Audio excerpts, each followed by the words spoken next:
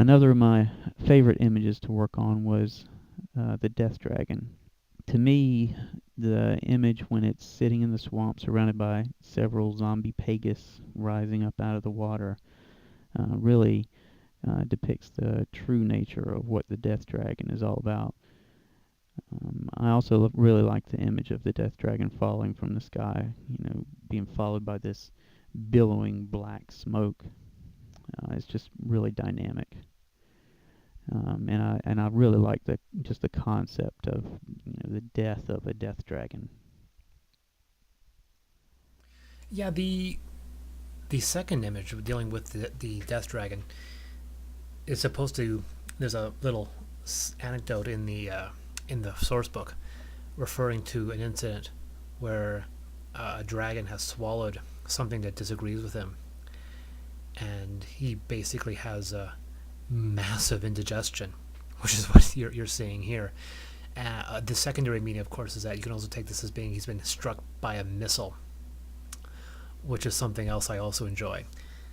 The Death Dragon is one of several new dragons we've included. None of the traditional fantasy dragons are present within Amethyst. We created our own, and there's 6 total. 3 good, 3 not so good, with a couple that that sit on the fence line.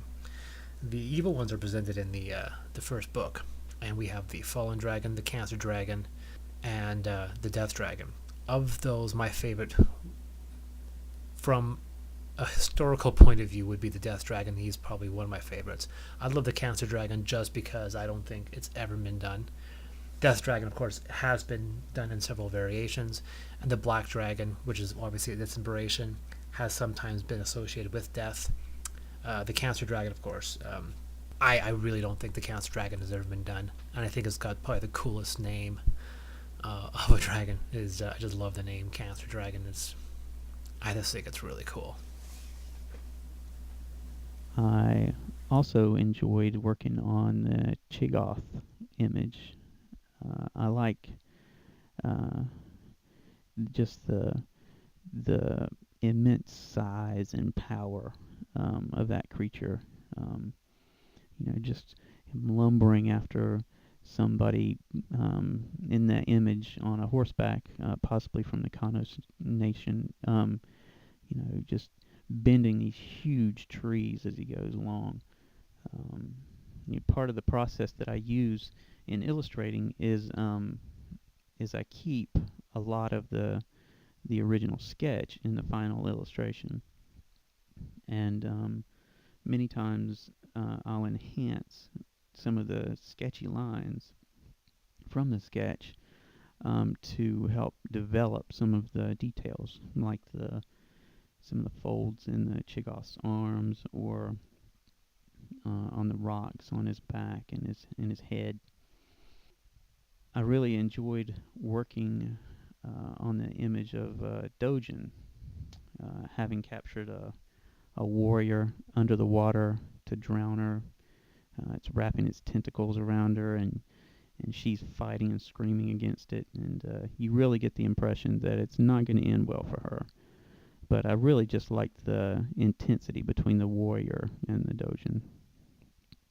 This brings up an interesting point about the Fey Anathema. The Fey Anathema are the worst examples of the fantasy world. This is not a terribly original concept of Amethyst, the idea that all the Fey races are connected. It's been done a couple of times. What makes Amethyst a bit special is that it deals with a sort of hyper-evolution. The idea that these races adapt very quickly and very suddenly to their environment, and they change it in extremely severe ways, to the point that the entire species changes, and does it so very, very quickly and very suddenly. There are very few transitional species between these Fey races. So we start off with the original Fey that branch off eventually into the very first of these elder races, the Lodenians, and then the Neros, and then these start branching off.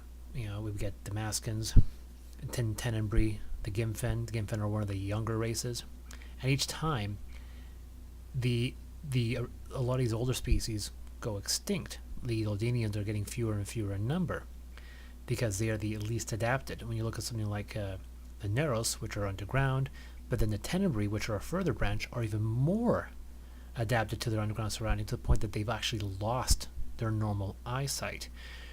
This continues to the point of becoming an abomination. So you see something like the Chigoth. The Chigoth is actually a deviation from the Narrows.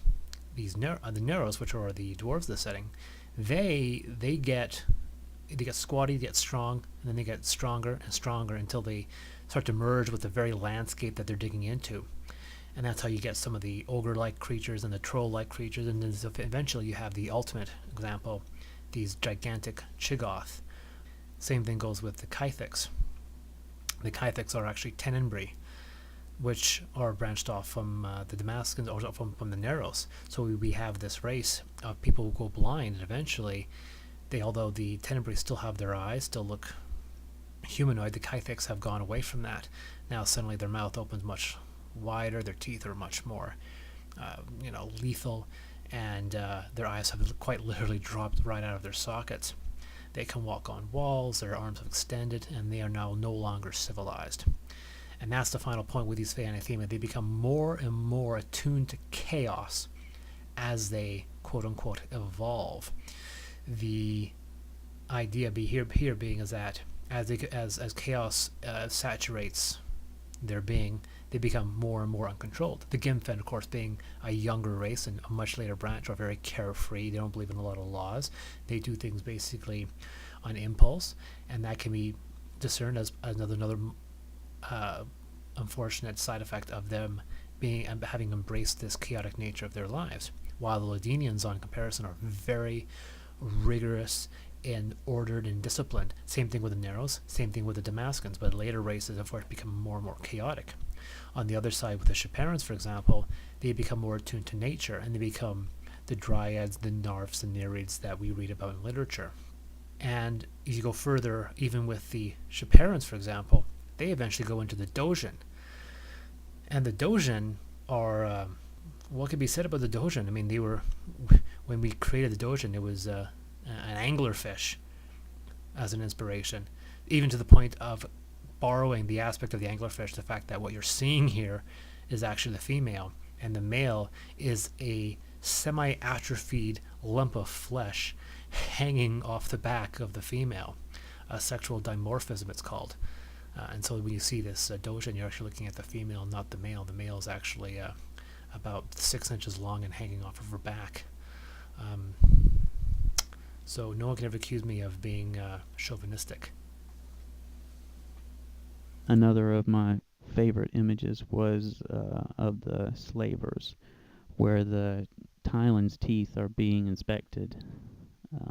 I like the emotion on the Tylan's face. This being a member of this really proud race, being subjected to a humiliating inspection. It's just it's really a fun piece to work on. And personally, I think that the guy inspecting the Tylan's teeth should be just a little more careful.